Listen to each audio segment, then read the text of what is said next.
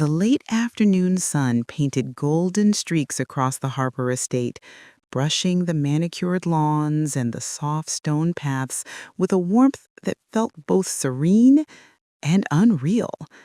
I sat in the drawing room, my hands folded neatly over a cup of tea, listening to the faint hum of the city outside. Nathan had been unusually restless all day. He wandered from room to room, glancing out the windows, checking his phone, and then returning to pace the hallway. "Mom, you have to meet someone," he finally said, his voice cracking with a mixture of excitement and impatience. He practically tugged me toward the front door. I raised an eyebrow, sensing the intensity behind his insistence. Nathan wasn't the kind to be easily swept away by anyone, let alone someone outside our family circle. "Someone?" I asked, steadying myself and adjusting my cardigan. "Is this a surprise?" "Not exactly, but Mom, you'll understand once you see her. Trust me," he said, smiling in that boyish way that made my heart ache a little. Nathan had always been trusting, sometimes to a fault, and I already felt a hint of unease I couldn't quite place. The doorbell rang. Nathan practically lunged to open it, and before I could rise from my chair, Leon stepped into view. She was small, slender, and elegant.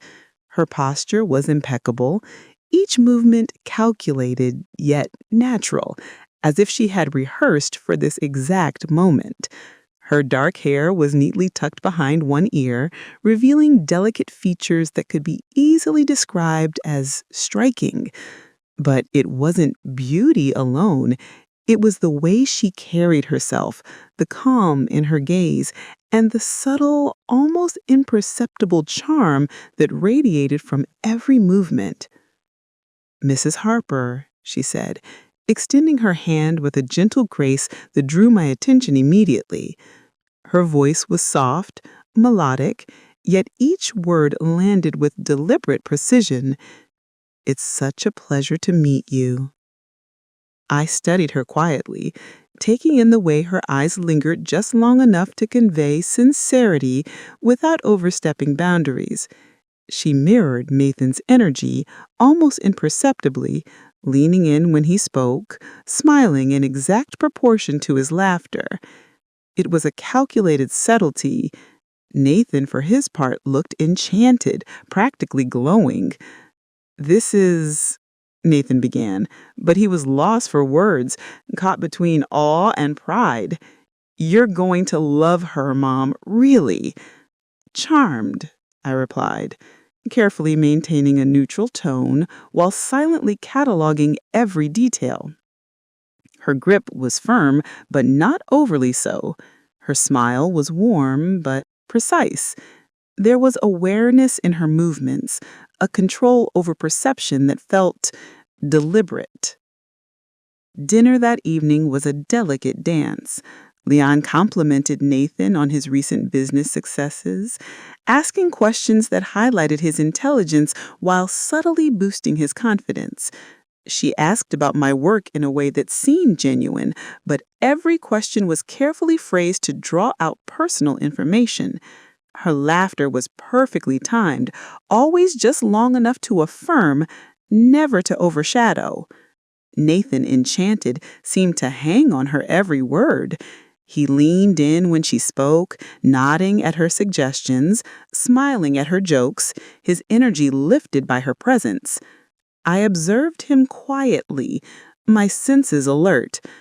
Charm can be a gift, but it can also be a tool, a way to shape perception and influence decisions.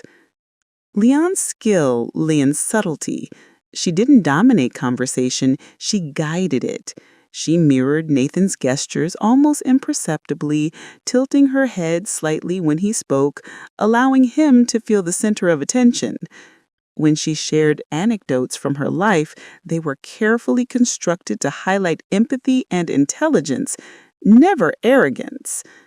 "You have such a beautiful home, Mrs. Harper," she said casually as we moved toward dessert. It reflects so much care and thought. I can see why Nathan loves it here." Her eyes flicked to Nathan, who beamed, completely unaware of the underlining dynamics I was observing. I sipped my tea slowly, letting her words wash over me. There was warmth in her tone, yes, but the precision, the way she crafted her sentences to elevate herself subtly while affirming Nathan's world, was almost imperceptible. Charm is rarely neutral. There is always intention behind it.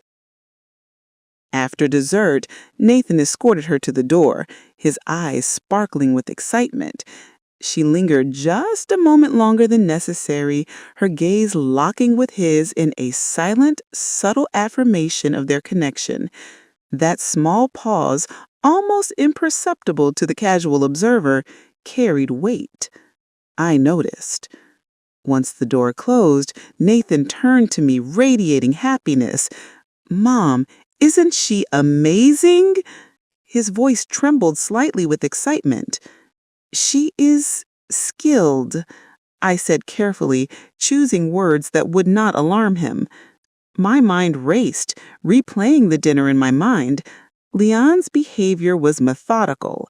Her charm was deliberate, her interest carefully measured. Nathan had found someone who seemed perfect, but my experience as a mother and as someone who had observed human behavior for decades warned me that perfection is rarely without purpose. Over the next few days, Nathan spoke incessantly about Leanne.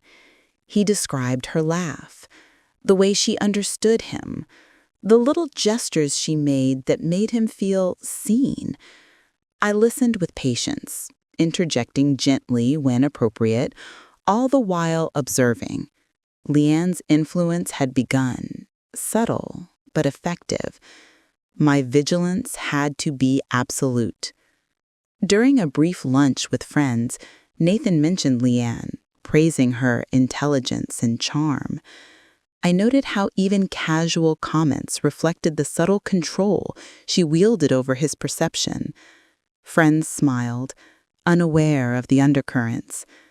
I sipped my tea, mentally preparing for the long observation ahead.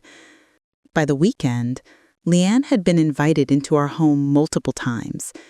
Each visit offered small insights into her character, how she positioned herself physically to be noticed without dominating, how she steered conversations subtly, how she responded to compliments in ways that reflected strategy rather than vanity. Nathan, enthralled, noticed none of it. Late that night, I reflected on the day's interactions. Charm had arrived in our lives, and with it came influence, subtle and quiet. Nathan's happiness was genuine, but his perception was being shaped in ways he could not yet see. My role was clear: to observe, to catalog, and to guide carefully, without alarming him, without pushing him into denial. The arrival of charm was complete, and I was now on watch. I prepared mentally for the coming months. Patience would be essential. Observation would be my ally, and subtle guidance would be the weapon I wielded to protect the man I loved most. Nathan had found enchantment, but I was determined that truth would prevail, no matter how long the path or how intricate the web. As I finally placed my cup on the desk and leaned back, I knew one thing with absolute clarity. The game had begun. Charm had entered our lives, and I would need all my insight, intelligence, and patience to navigate what lay ahead. The days following Leon's arrival were a curious mixture of sunshine and unease. Nathan was positively radiant, practically buzzing with energy, as if he had discovered a new source of light in his life. He would leave for work with a spring in his step, his phone constantly buzzing with messages from Leon, and return home later than usual, eyes bright, cheeks flushed, and a smile that seemed permanently etched on his face. At first, I welcomed the spark in him. Nathan had been serious, almost burdened since the expansion of his company. To see him laugh, to watch his eyes light up when he spoke of someone, was a relief. Yet, as a mother, I am trained to notice the ripples beneath the surface, the subtle currents that betray deeper truths. And with Leon, the ripples were already beginning. One morning, over a quiet breakfast, I watched Nathan interact with Leon over the phone. She laughed at something he said, a soft, musical sound that seemed too perfect, too measured. "Sometimes," she said, "people mean well, but they simply can't see the full picture. That's why it's important to have someone guide you." Nathan nodded eagerly, completely enchanted. "You're right, Leon. You always know the right way to think about things," he said. His words carried admiration, trust, and an unguarded vulnerability. I felt a flicker of concern. That phrase, innocuous to an outsider, was an early seed of influence, planting the idea that her perspective was not just valuable, but essential. After Nathan left for work, I sat at the kitchen table, tea in hand, replaying the conversation in my mind. Leon's charm was precise, deliberate, and strategic.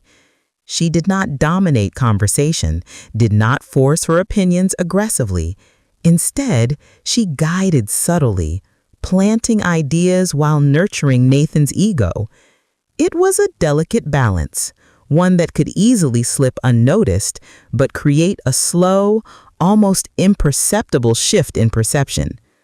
Later that afternoon, Leon visited for tea. I observed her as she moved through the room, noting every gesture, every inflection, every calculated pause. She smiled warmly, poured herself a cup, and complimented the decor. "Your home is so calm and inviting. I can see why Nathan loves it here." Her eyes flicked to Nathan's old family portraits, and I noticed the subtle way she tilted her head, studying them with an almost imperceptible assessment. She was taking note, storing information, and subtly framing the family history in her mind. We talked about trivial things at first, the weather, books I was reading, the subtle changes in the garden, but every so often she asked a question that was more probing than casual. "Nathan always seemed so disciplined. How did you nurture that in him?" she asked, her tone gentle, almost curious. I answered carefully, knowing that my words could be reframed and echoed back to Nathan, shaping his perception of her understanding. As the afternoon wore on, she demonstrated another layer of influence. During our conversation about Nathan's childhood hobbies, she nodded thoughtfully, listened carefully, and then summarized my stories to Nathan later with slight embellishments that highlighted her empathy and insight. By subtly showing she understood not just Nathan, but me as his mother, she established credibility in Nathan's eyes. Credibility that I knew was a tool of influence. That evening, Nathan returned home. Leon greeted him with warmth, their interaction almost choreographed. He laughed more freely than he had in months. I watched quietly, noting every flicker of body language, the way he leaned into her gaze, the way she mirrored his movements, the slight tilt of her head when he spoke. She did not just charm, she guided, gently steering attention, shaping perceptions. Over the next few weeks, the ripples became more pronounced. Nathan began consulting Leon on decisions he would normally discuss with me or trusted colleagues. "What do you think I should do about this investment?" he asked one evening. Leon replied with precision, highlighting potential benefits and risks, framing them in a way that reinforced her value as a trusted advisor. Nathan accepted her guidance uncritically. I began cataloging these interactions meticulously. Her strategy was subtle. She did not overtly control, but she shifted influence slowly, imperceptibly. Each small success added weight to her credibility in Nathan's mind. My role became clear: observe, guide subtly, and protect Nathan without alarming him. One afternoon, I invited Nathan and Leon to a small gathering at the house. Friends came over for tea, conversation flowing naturally. I noticed Leon's skills in social maneuvering immediately. She asked questions that elicited personal stories, subtly reframed them to highlight her empathy, and gracefully directed attention to Nathan's accomplishments. He laughed, relaxed, and basked in her presence. I sipped my tea, silently cataloging every micro-expression, every conversation tactic, every subtle attempt at influence. After the guests left, Nathan lingered in the living room, his eyes alight. "Mom, isn't she remarkable? She understands me so well. She just gets me." "Yes," I said softly. "She understands what you allow her to see. And sometimes, people's understanding is a reflection of what you want them to reveal." My words were gentle but deliberate, intended to plant seeds of caution without triggering resistance. The next morning, Nathan shared details of Leon's advice on a business decision. She had suggested a minor restructuring, framing it as a simple optimization, yet I noted the subtle way she positioned herself as indispensable to the plan. Nathan nodded along, excited by her insight, oblivious to the undercurrents. I watched the subtle ripples spread. His confidence in her grew, his attention increasingly aligned with her perspective. I began creating small opportunities to observe and test these influences. Casual questions about her recommendations, minor discrepancies planted in conversation to see if Nathan would notice, small reflections designed to encourage independent thought. One evening, Nathan confessed with a small frown, I sometimes feel like I'm relying on her too much." I took his hand gently. I said, "It's natural. When someone is persuasive and understands us, it's easy to let them guide us. The key is to notice patterns and maintain your own perspective." As night fell, I sat in my study, reviewing the week's interactions. Leon's skill lay not in dominance, but in subtle orchestration, building trust, reinforcing ego, planting seeds of influence, and quietly shaping perception. Nathan was blissfully unaware, caught in the warmth of charm. I understood the ripples. Each smile, each suggestion, each carefully placed compliment was a gentle nudge, a tiny shift in perception. Nathan's happiness was real, but his clarity was compromised.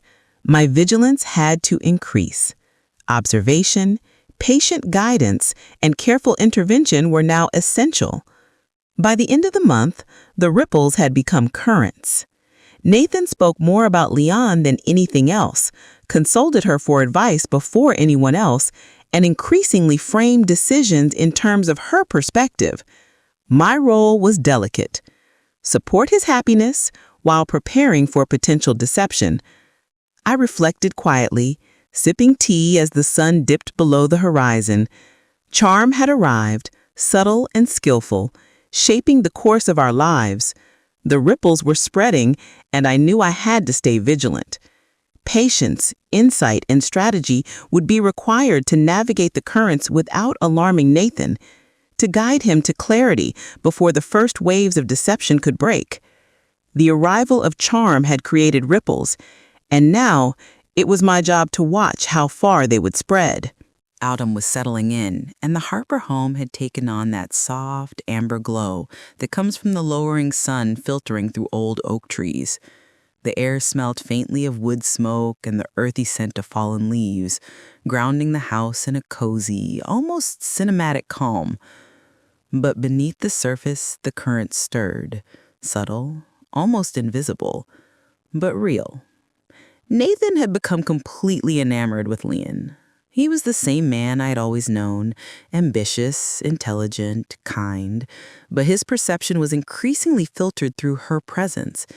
Each day he returned from meetings with her commentary, detailing advice she had given on minor and major decisions alike.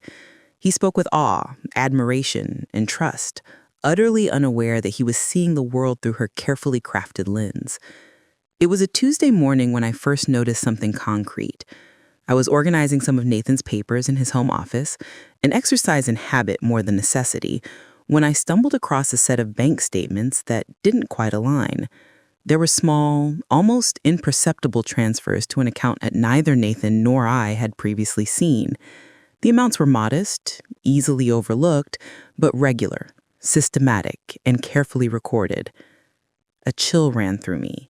My heart didn't jump because I had trained myself to observe first and react later, but my mind clicked into focus. These were the first small threads of deception. Someone had begun to manipulate access to Nathan's resources, someone he trusted. That evening, Nathan returned from work, a faint glow of excitement still on his face. Leanne was already there, seated gracefully on the sofa, sipping tea and chatting with effortless charm.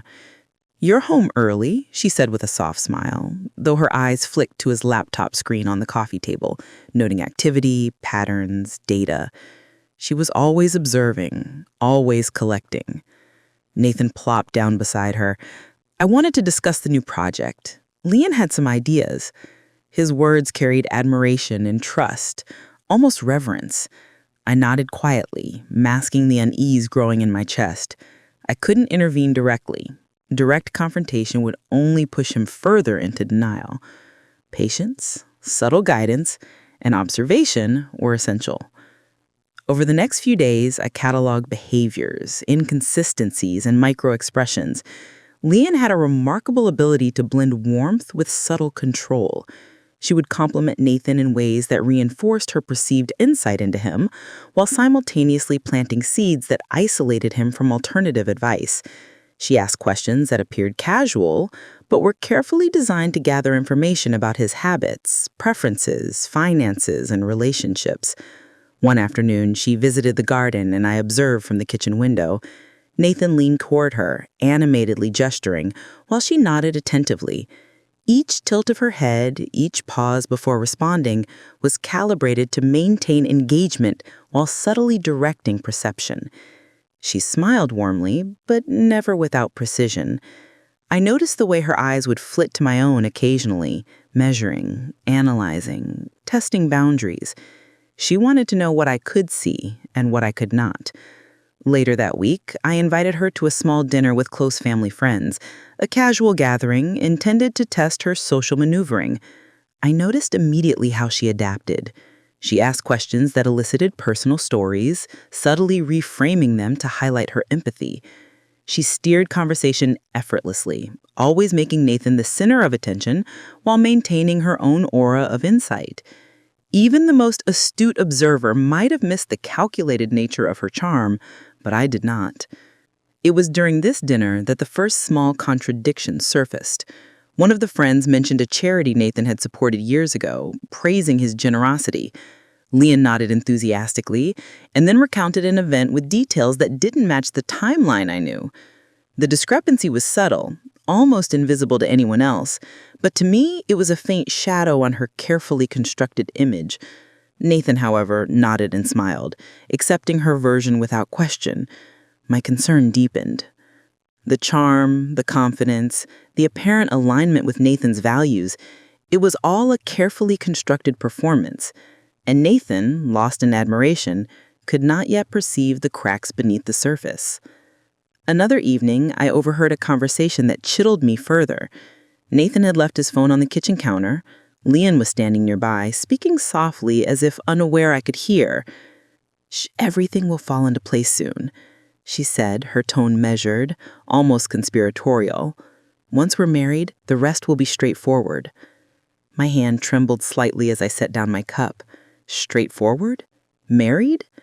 Her intentions were no longer subtle, no longer casual. They were deliberate, calculated, and deeply self-serving. I realized then that this was no ordinary courtship. She was positioning herself strategically, seeking influence, control, perhaps even access to Nathan's fortune. That night I sat with Nathan in the study, attempting a gentle approach. Do you ever feel like some advice you receive might have underlying motives? I asked carefully, as if speaking abstractly. He laughed lightly. Mom, Leanne has only ever been helpful. She understands me better than anyone.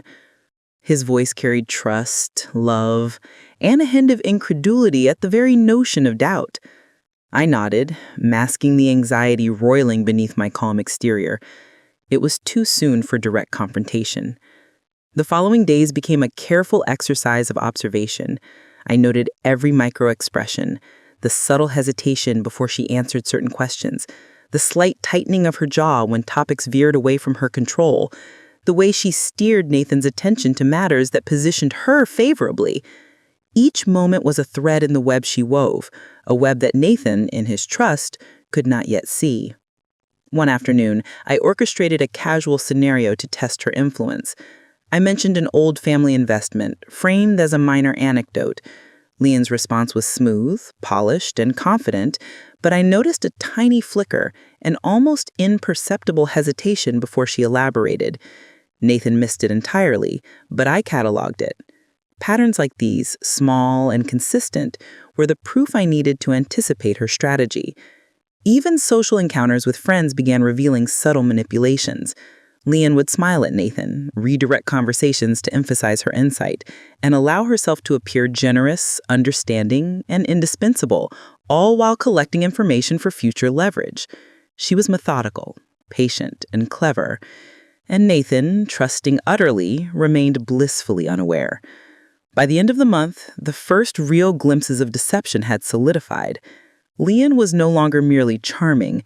She was strategic, patient, and calculating. Nathan's perception had shifted, increasingly filtered through her influence, and I knew that the ripples from Leanne had grown into subtle waves. That night, I reflected quietly in my study. Observation, patience, and strategic planning would be my weapons. I had seen the early signs, and now the task became clearer. Protect Nathan, gather evidence, and prepare for the day when the truth must surface. The first glimpses of deception had appeared, and I knew that the coming months would test every ounce of my patience, wisdom, and intelligence.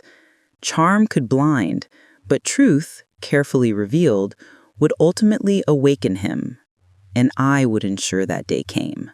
The Harper house had settled into a rhythm, one that was calm on the surface, but tense underneath. Nathan's days were now intertwined with Leon's influence. She had become a fixture in his life, seemingly indispensable, and her presence had begun subtly shaping his daily routines. While Nathan thrived under her attention, I could see the tiny fissures forming, small contradictions, slight overreaches, moments when her charm wavered. And these fissures, carefully observed and leveraged, would become my instrument. It began with the quiet evenings. Nathan would be reading in the study or engaged in phone calls with Leon, discussing business plans, social arrangements, or minor details about investments. I watched, silent and patient, noting every gesture, every glance, every nuance in voice and movement. Charm, I realized, is rarely aggressive. It's persistent, meticulous, and patient. Leon's approach was surgical. I decided that subtle exposure would be the strategy. Direct confrontation would only alienate Nathan and push him into denial. Instead, I would craft controlled situations where contradictions, overconfidence, and arrogance would reveal themselves naturally. The key was timing, precision, and subtlety. My first test came with a casual family gathering. I invited a few close friends over for tea, keeping the conversation light and ordinary. Leon arrived promptly, dressed elegantly, her smile warm and measured. Nathan beamed, practically glowing with pride. "Mom, isn't this perfect?" he whispered as they approached the seating area. "She's amazing, isn't she?" "Yes, Nathan," I replied softly, masking the watchfulness in my tone. "Let's see how she manages a casual conversation with our friends." Leon's skill was immediately evident. She engaged effortlessly, asking questions that drew personal stories from our guests, subtly reframing anecdotes to emphasize her understanding, empathy, and insight. She smiled often, laughed at the right moments, and positioned Nathan as the central figure in every interaction. I observed patiently, cataloging minor inconsistencies. One guest mentioned Nathan's early work in a charity initiative, praising his generosity. Leon nodded enthusiastically, but her recounting of the event contained subtle inaccuracies, a misremembered date, an inflated description of her involvement. To anyone else, it might have seemed harmless enthusiasm. To me, it was a faint shadow over the perfection she projected. Later, I arranged another small test. During a casual conversation, I mentioned an old investment Nathan had made, framed as a minor anecdote. Leon's response was polished, confident, but I caught a subtle hesitation, a flicker of uncertainty she tried to mask. Nathan, unaware, nodded along, completely trusting her insight. I noted it meticulously. Patterns like these were the key to revealing her overreach. Even daily life became a stage for observation. I subtly encouraged Nathan to spend time with friends who had known him longer than Leon had, carefully observing her reactions. She tried to assert influence, redirect conversations, and gently sow doubt about my intentions. But each effort, I noticed, left tiny traces, micro-expressions, fleeting hesitations, moments of slight arrogance. One afternoon, while Leon and Nathan discussed a minor business decision, I interjected casually. "Nathan, do you think we've considered all possible perspectives?" I asked, softly, my tone neutral.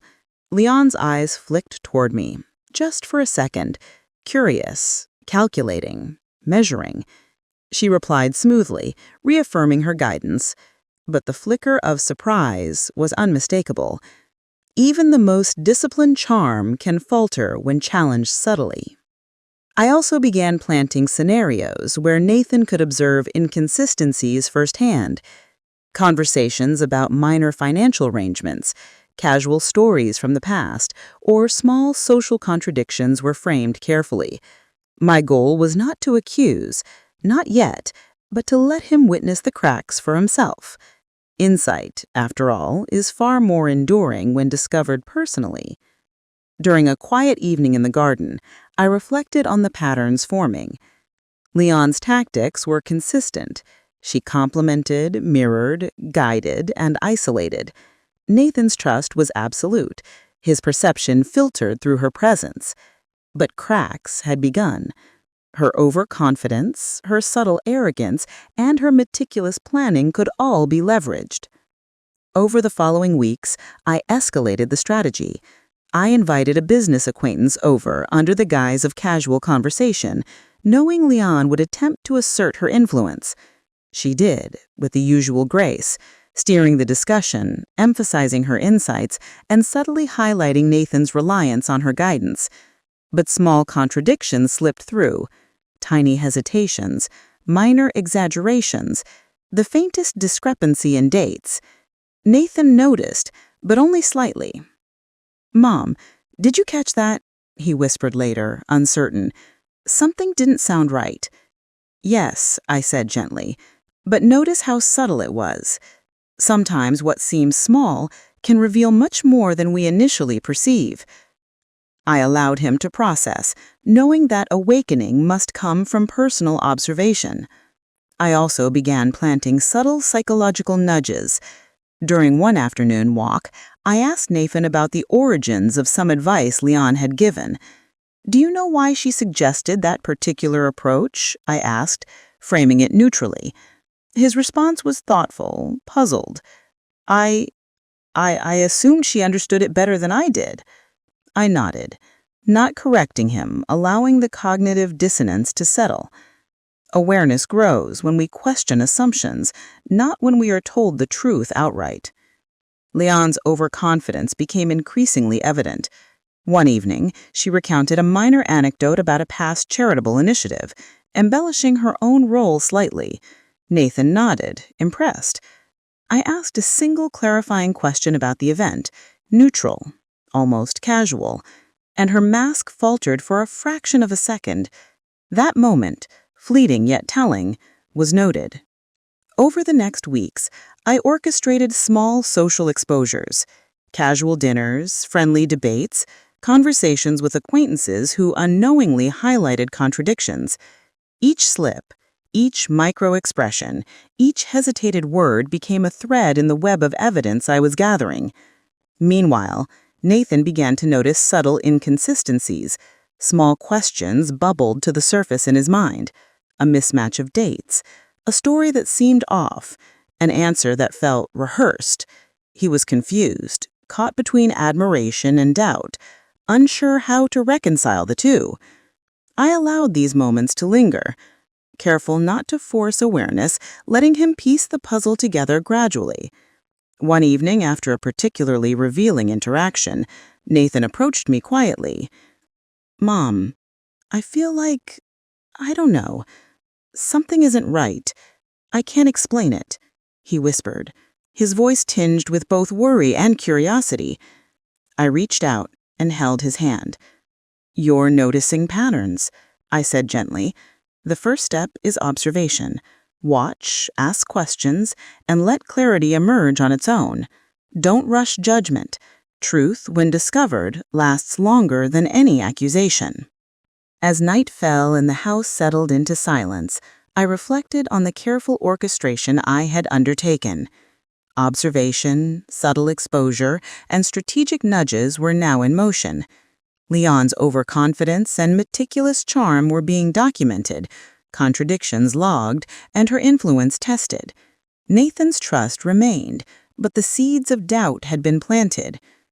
Patience would be essential. Each day offered a new opportunity to observe, to gently guide, and to prepare for the moment when Nathan's perception would align with reality. The web of strategy was laid, intricate yet subtle, and I knew that the path ahead required intelligence, insight, and unwavering vigilance. The mother's strategy had begun, and the stage was set. Charm could mask intention for a time, but every carefully orchestrated exposure, every subtle contradiction, was a step closer to clarity, a step closer to protecting Nathan from the influence that threatened to cloud his judgment. And I would ensure that every thread unraveled at the precise moment, leading to awakening, understanding, and ultimately, justice. The Harper house felt different that week. The soft autumn light filtered through the tall windows, but the air carried a subtle tension, almost imperceptible, like a storm brewing far off in the distance. Nathan had begun noticing things, tiny discrepancies that had escaped him before, and I could see the shadows of doubt flickering in his expressions. The ripples Leon had caused were now beginning to form small cracks. It started with a dinner conversation. Leon had invited herself to join us for an impromptu evening meal, her presence as warm and polished as ever. Nathan fussed in the kitchen, preparing dishes he knew she liked. I watched from the doorway, my mind cataloging every detail. Leon moved through the kitchen gracefully, complimenting the aroma, the plating, the subtle choices Nathan had made. "Everything smells wonderful," she said softly. "You always know how to make someone feel cared for." Her eyes flicked toward me briefly, a silent test of my perception. Nathan smiled, clearly pleased by the praise. "Thanks, Leon. I just like cooking when you're here," he said, almost shyly. I poured tea and joined them, keeping my observations neutral. Leon's charm was intact, but I noticed the first real overreach, a slight exaggeration about her own cooking experiences, woven seamlessly into conversation so that it sounded harmless. Nathan, caught in her warmth, didn't question it. I made a mental note. Small, subtle misrepresentations are often the first threads of a larger tapestry of deception. Later that evening, after Nathan had gone to review work files, I spoke to Leon gently, posing a casual question about one of her stories. "That charity event you mentioned last week, Can you remind me which month it was? I think my memory might be off. Her smile faltered for a fraction of a second. Just a flicker, almost imperceptible. It, I think it was an early spring, she said, her voice smooth but slightly hesitant. I nodded as if satisfied, though inside I cataloged it carefully. Hesitation, even small, reveals cracks in a well-constructed persona. Leon had grown confident, but even confidence falters when probed. The next day, I decided to test another subtle exposure. I casually mentioned a minor financial decision Nathan had made months ago, framing it as a simple anecdote about learning from mistakes. Nathan once took a risk with an overseas investment. It didn't go as expected, but it taught him a lot about market timing. Leon's response was immediate. She attempted to redirect attention to her own supposed expertise, framing it as if her knowledge could have prevented any misstep. Her confidence was smooth, but tiny inconsistencies appeared in dates and details. Nathan noticed, finally, a subtle hesitation in her narrative. "Wait," he said, slowly frowning. "I thought that happened last summer, not spring." Leon smiled a fraction too tightly. Yes, perhaps my memory fails me sometimes, but the principle remains the same, doesn't it?"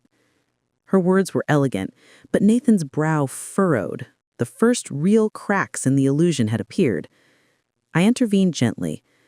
"Nathan, sometimes the details are less important than the patterns, but noticing discrepancies is how we protect ourselves from mistakes, whether in business or in relationships."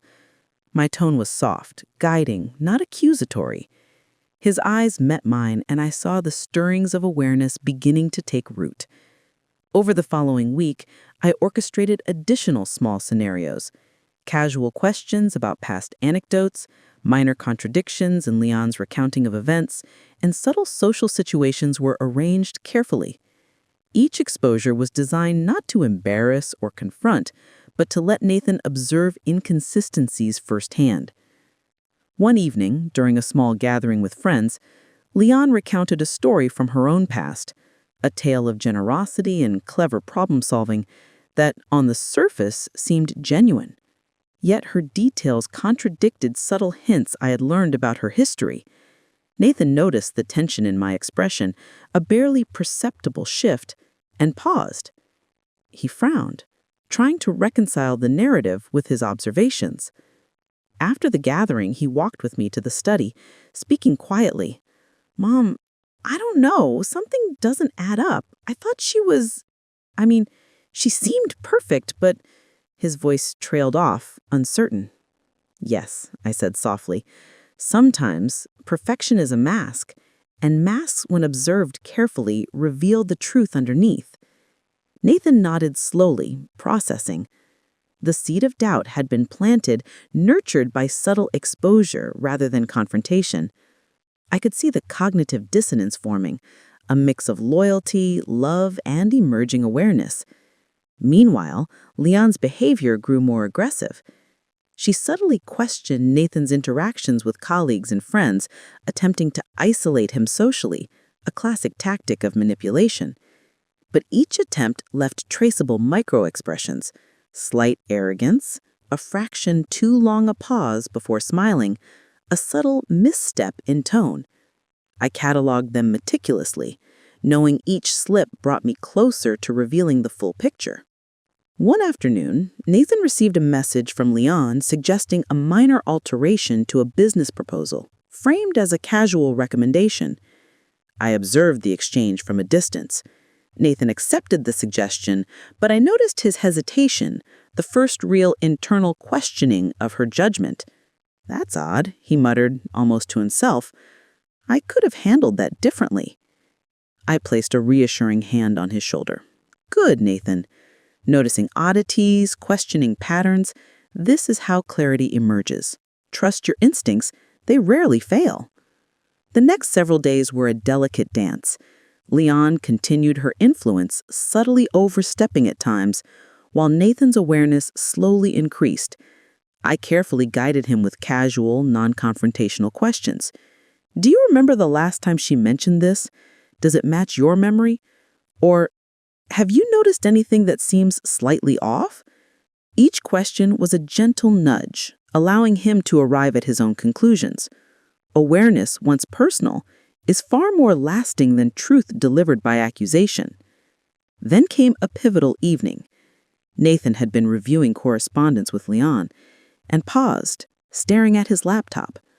"Mom, she said something today that doesn't make sense. It's like she's telling different versions of the same thing." I nodded, carefully measured. "That's the moment you've been approaching, Nathan. When stories begin to diverge, when charm conflicts with reality, the mask starts to slip. Observe, ask questions, and don't rush judgment." He exhaled, a mix of relief and frustration. I think I see it now. Maybe I've been blind." "Yes," I said softly. "Awareness is the first step towards clarity, and clarity is what protects you from mistakes, from manipulation, and from those who would take advantage of trust." That night I reflected on the orchestration I had undertaken. Each scenario, each subtle exposure, each tiny contradiction had been carefully planned. Leon's overconfidence, coupled with her meticulous charm, had left traces, and Nathan was finally beginning to see them. The unraveling had begun. It was slow, deliberate, and subtle, but it was happening. The threads of deception that Leon had woven were now fraying, revealing glimpses of the truth to the man I love most. Patience, observation, and strategic guidance had brought us to this point. The next phase, escalation, confrontation, and awakening, was near, and I knew, with quiet certainty, that Nathan would soon be ready to reclaim his clarity step by step, while the truth of Leon's intentions became undeniable. The unraveling had begun, and with it, the path towards awareness, empowerment, and justice was laid. The crisp autumn air carried a biting chill as I observed the subtle shifts in the Harper household. Nathan had begun to notice contradictions in Leon's words, and the foundation of her influence was no longer as secure as she believed. But with awareness came tension, escalating, almost imperceptible, yet real. Charm alone could no longer mask her intentions, and I could see her subtle strategies becoming bolder, more daring, more intrusive. One evening, Nathan returned from a late meeting, his expression tense. Leon was already in the study, casually reviewing some documents she claimed were unrelated to the company's finances. Her movements were elegant, deliberate, designed to maintain an aura of control. "Nathan, you're home late," she said, a soft smile masking calculation. "I was just reviewing some proposals. I thought you might want my input." He frowned slightly.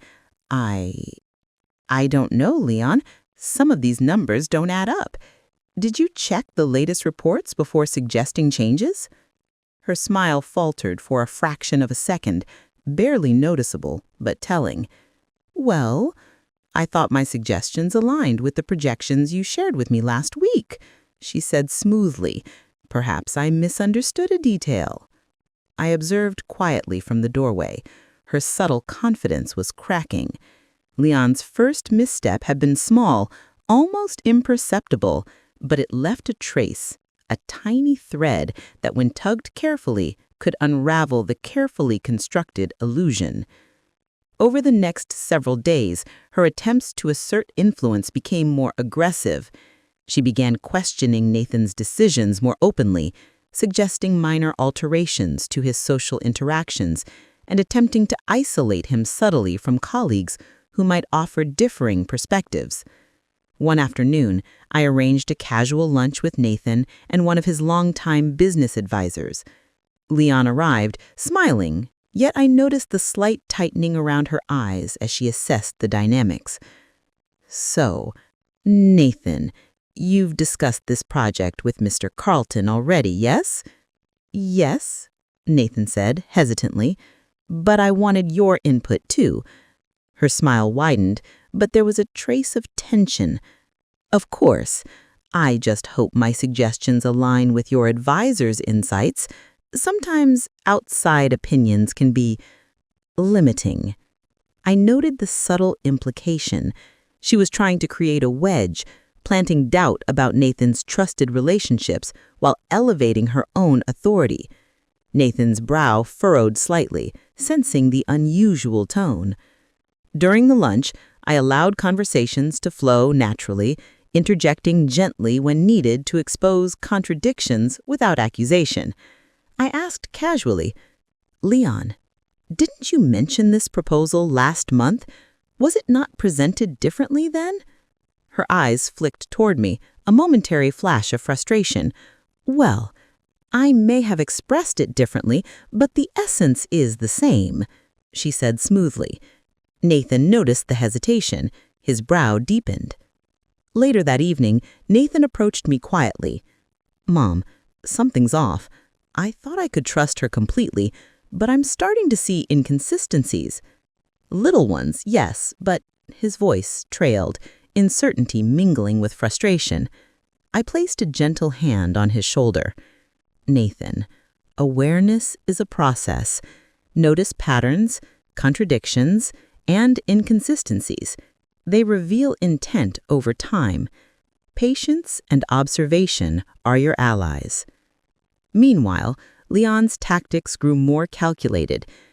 She began subtly sowing doubt about my intentions, implying that I might not fully understand Nathan's needs or that my guidance could be limiting. Her charm remained polished, but the cracks, hesitations, slight overconfidence, minor contradictions continued to surface.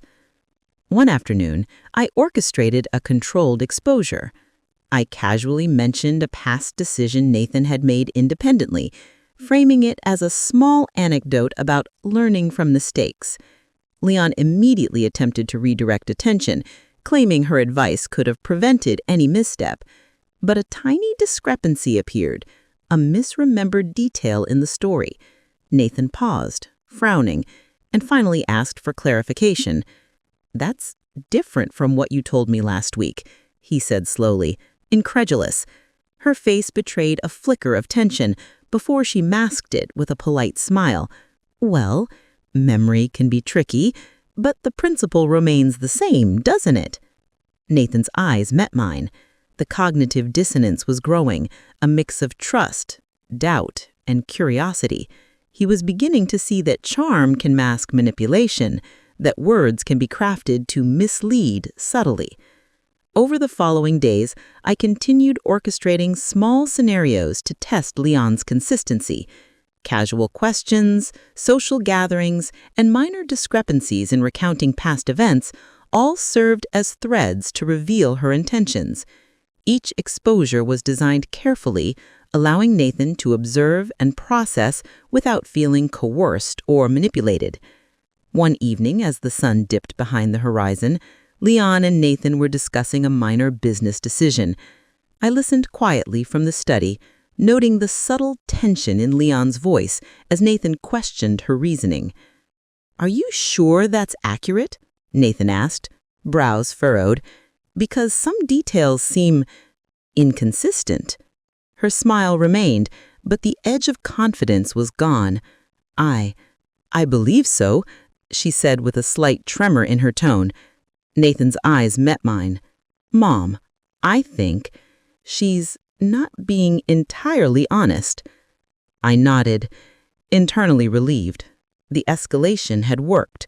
The subtle manipulations, contradictions, and overconfidence had begun to unravel her influence. Nathan's awakening was beginning. That night, I sat with him quietly, guiding without directing. "Nathan, charm can be powerful, but it is rarely neutral. Observing contradictions, patterns, and hesitation reveal truth over time. You are seeing it now." He exhaled slowly, a mixture of relief, frustration, and clarity. "I feel foolish. I trusted her completely. Trust is a gift, and sometimes observing the cracks allows us to protect that gift. Awareness doesn't diminish trust, it safeguards it. As the week progressed, Leon's manipulations became increasingly visible. Her subtle arrogance, careful misrepresentations, and minor social intrusions were cataloged meticulously. Nathan began questioning more, observing details and cross-checking her statements. During a dinner with friends, Leon attempted to assert influence subtly, redirecting conversation to highlight her own perceived insights. But Nathan, now alert, caught a discrepancy and asked a clarifying question. The moment was small, almost mundane, but it marked a turning point. The mask was slipping. I allowed these moments to accumulate, guiding Nathan gently while exposing Leon's overconfidence.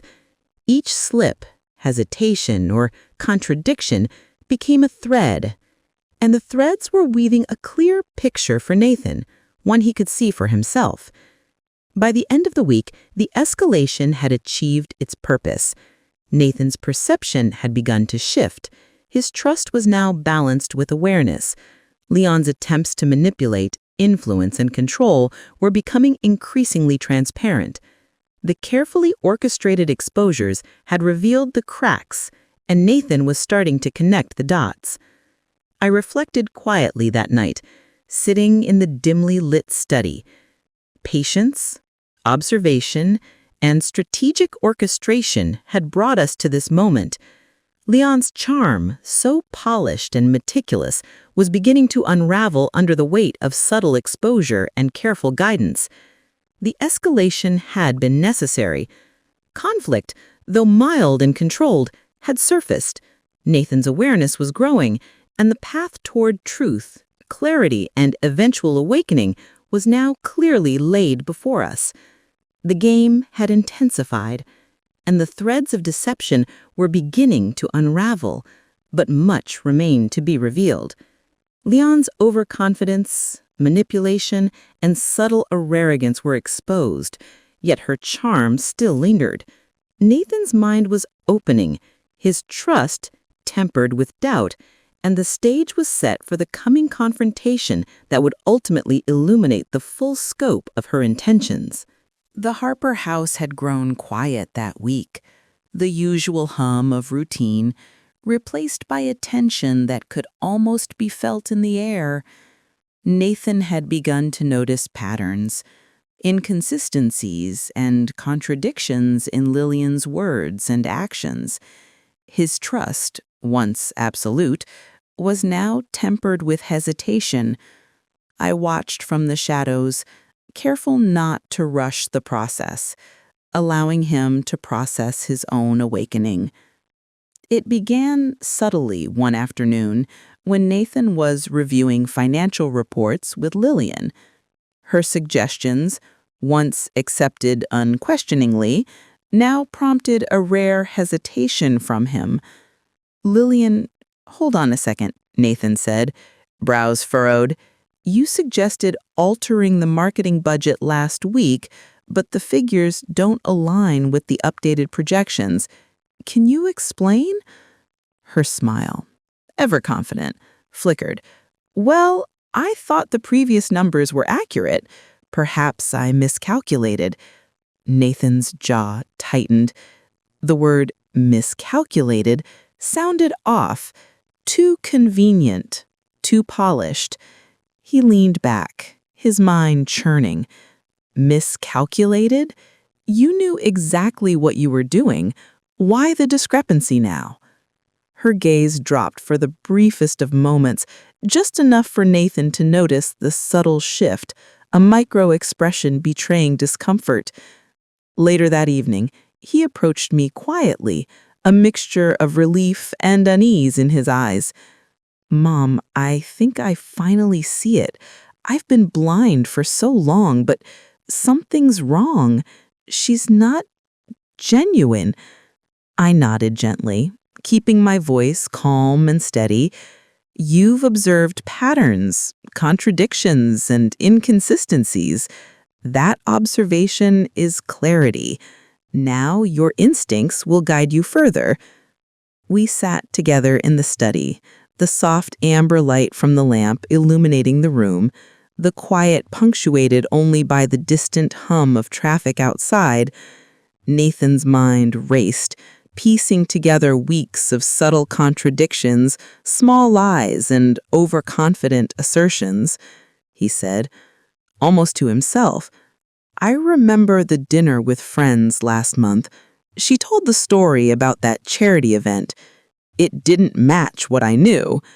And the advice she's been giving, sometimes it seems helpful, but other times it's almost self-serving." I smiled softly, placing a hand on his. "Nathan, charm and confidence can mask intentions. Observing actions and words over time reveals truth. You are seeing it now." The awakening grew more pronounced over the next few days. Nathan began questioning minor suggestions, testing inconsistencies, and reflecting on conversations with Lillian. Each day, he documented observations in his own mind, carefully cross-referencing with facts he knew to be true. One afternoon, Lillian attempted to manipulate a social interaction. She suggested that Nathan avoid attending a casual networking event, framing it as inconvenient and unnecessary. Nathan, now alert, paused. "Mom, she's trying to isolate me from colleagues. Isn't that a classic tactic?" "Yes. Manipulation often works through isolation. Observe, question, and verify. Your clarity is growing." That evening, Nathan decided to confront subtle inconsistencies directly. During dinner, he asked about a minor event from Lillian's past, framing the question as casual curiosity. Her response was smooth at first, but a subtle hesitation and slight contradiction emerged. Nathan noticed immediately. "You said this happened in spring, but last week it was winter," he said, his voice calm but firm. Her eyes flickered, and she smiled, a practiced, polite smile, but the hesitation was undeniable. "Well, I suppose my memory isn't perfect," she said softly. Nathan leaned back, his mind connecting threads. "Not perfect or not truthful?" he asked under his breath. Over the following days, Nathan's awareness sharpened. He observed, questioned, and cross-referenced with subtle guidance from me. He began to see patterns of manipulation, contradictions, and self-serving behavior. Lillian's charm, once blinding, now appeared calculated, rehearsed, and controlling. One evening, the final moment of awakening began to crystallize. Lillian had arranged a private dinner, framing it as a casual conversation about financial planning. Nathan, prepared and cautious, allowed her to speak, but his eyes observed every nuance, the tone of her voice, the subtle exaggerations, the arrogance behind her smiles. "Everything will be easier once we're married," she said softly, leaning closer. "We'll be unstoppable together, don't you think?" Nathan froze. Her words, once flattering, now carried the weight of manipulation. He saw her intentions clearly: control, influence, and access. His heart raced, not with love, but with dawning comprehension. I entered the room quietly, as if by chance, and Nathan's gaze met mine. Relief, understanding, and resolve mingled in his eyes. "Mom, I see it now. She's using me. She's after control. I can't believe I didn't see it before." I nodded, my heart both aching and relieved. Awareness comes in stages. You've observed, questioned, and now you understand. Trust your judgment, and know that you are not alone in this. That night, Nathan reflected on his awakening. He thought about weeks of subtle contradictions, social manipulations, and the micro-expressions he had once overlooked. The fog of charm lifted, revealing the calculated nature of Lillian's behavior. He understood now that trust, while valuable, must be balanced with observation and discernment. The following days were marked by careful preparation. Nathan began documenting instances of manipulation, subtle lies and contradictions, evidence that would support clarity and eventual confrontation. He consulted me, quietly and cautiously, ensuring that each step was deliberate, measured, and informed. One afternoon, Nathan spoke decisively. "Mom, I think it's time. I need to confront this fully and make sure I protect myself and the life we've built." I smiled gently. "The truth has revealed itself, and now action must follow. Be calm, be precise, and maintain your clarity.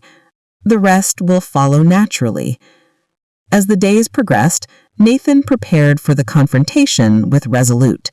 Lillian's manipulations, once invisible, now lay bare before him. He understood her intentions, her charm, and her strategies. The awakening was complete, not a sudden revelation, but a carefully cultivated understanding shaped by observation, guidance, and personal insight. That night, as he sat alone in the study, Nathan reflected on the journey. Trust had been tested, awareness had grown, and clarity had emerged. He was no longer blind to charm, deception, or manipulation. The awakening had freed him from the fog, empowering him to act decisively, protectively, and wisely. And with awakening came the certainty that the coming confrontation, the resolution, and the reclaiming of his life were not just possible, they were inevitable. Lillian's mask, now fully observed and understood, could no longer hide the truth. Nathan was awake, the stage was set, and justice, tempered by wisdom and awareness, was ready to follow. The Harper house felt calm that morning, but the air was charged with anticipation. Nathan had spent the past few days gathering clarity, evidence, and composure. His awakening had been thorough. Every subtle manipulation, every contradiction, every micro-expression Lillian had displayed was cataloged and understood. Now, the moment had come. Confrontation. I observed quietly from the kitchen, my hands wrapped around a cup of tea. The sunlight streamed through the windows, casting long shadows across the polished floor. Nathan entered the living room, calm but resolute. Lillian was there, casually reading, her elegance and charm fully intact, yet I noticed a subtle tension beneath her composure. "Lillian," Nathan began, his voice steady, "we need to talk." She looked up, smiling, tilting her head with the practiced grace she had always used. "Of course, Nathan. What about?" "About us," he said firmly. "About everything you've said, every suggestion, every story, every inconsistency I've noticed." Her smile faltered ever so slightly, a micro-expression almost imperceptible, but it was enough for me to know that her carefully constructed facade had begun to crack. "I'm not sure I understand," she said, her voice controlled but tense. Nathan took a deep breath. "I do. I understand now. I see the contradictions, the exaggerations, the subtle manipulations.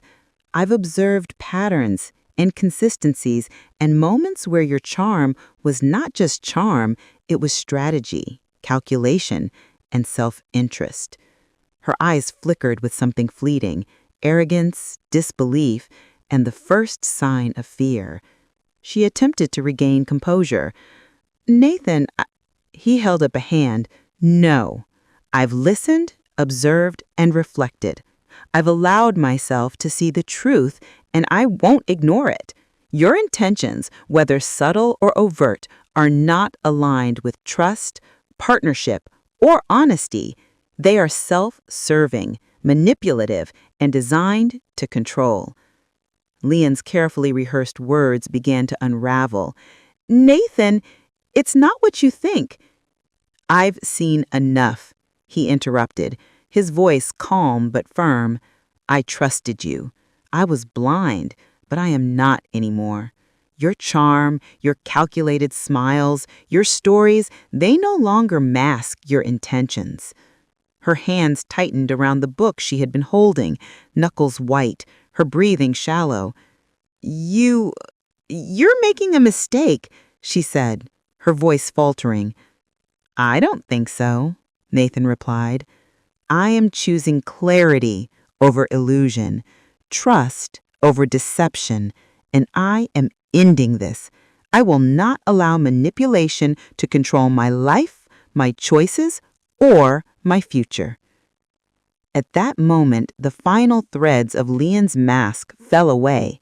Arrogance, greed, and self-interest were exposed in full view. She realized that her carefully orchestrated charm, once so effective, had failed. Nathan, fully awake and supported by clarity, had seen her for what she truly was.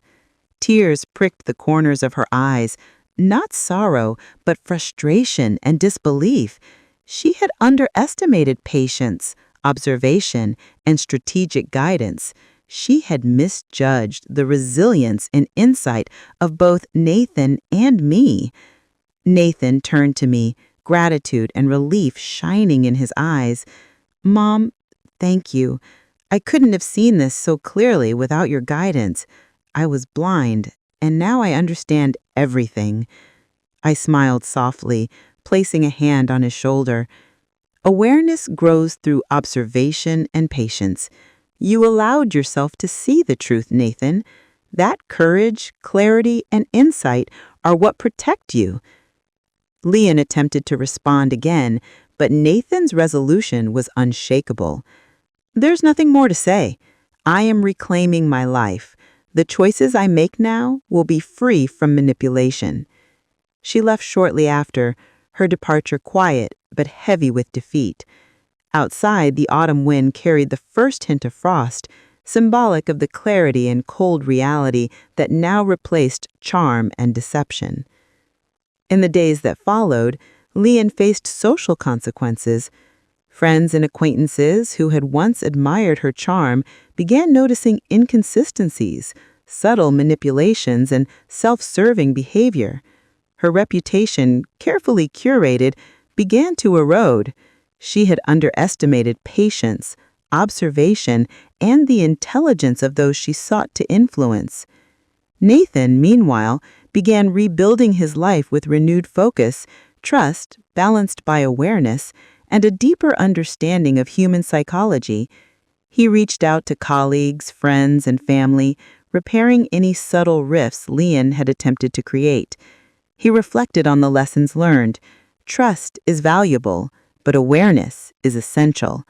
Charm can blind, but patterns reveal truth. Love and loyalty are strengthened, not diminished, by clarity. One evening, as we sat together on the veranda, Nathan looked out over the garden, calm and reflective. Mom, I feel free. Free from manipulation, from deception, from control. And I see now how important it is to observe, to question, and to trust my instincts. I nodded, smiling at him. Freedom comes with awareness, Nathan. You've reclaimed it through patience, observation, and courage. And the path ahead is yours to shape, wisely and intentionally. He turned to me, gratitude and warmth evident. Thank you for everything. You saved me from a life I didn't even realize was at risk. Your patience, your intelligence, and your guidance, I can't thank you enough. I placed a hand on his, feeling the steady warmth of his presence. You've done the work yourself, Nathan. I only guided the process.